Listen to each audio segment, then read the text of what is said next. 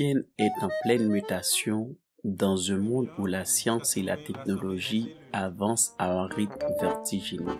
Notre école a accumulé beaucoup de retard et doit nécessairement les combler en usant des raccourcis. Pour former un citoyen responsable apte à participer au développement de sa communauté, l'école a besoin de définir de politiques de sociabilisation à promouvoir le vivre ensemble et la culture de la paix. Pour cela, il doit donner un enseignement de qualité pour un apprentissage efficace.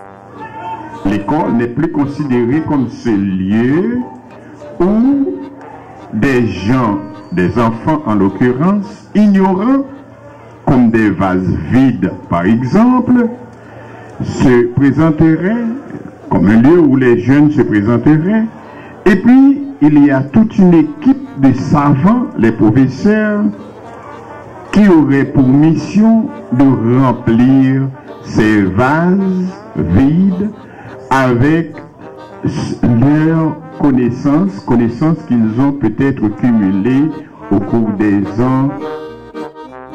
L'enseignant encadre l'élève en situation d'apprentissage. Il détermine des stratégies qui conduisent l'apprenant vers une autonomie. Les activités de classe sont triées de manière à susciter de l'intérêt et la participation de tous les élèves dans un contexte de recherche, du collecte de données, d'essais successifs. Avec nouvelles technologies, avec moyens, nouvelles approches utilisées là. Et où on a fait quoi là, on sait pas élève là, on voit moi-même.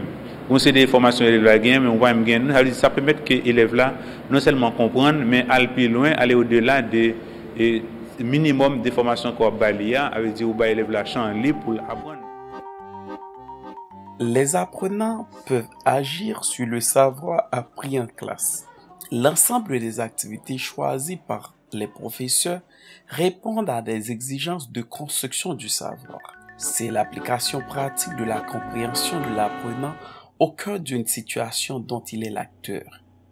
Il est capable d'interagir avec la connaissance utilisée dans des actions ou des tâches. Les apprenants évitent les données toutes faites. Ils cherchent de préférence des repères et déploient des efforts intellectuels considérables. L'apprenant est capable de diagnostiquer un problème et déterminer la route qui conduit vers sa solution.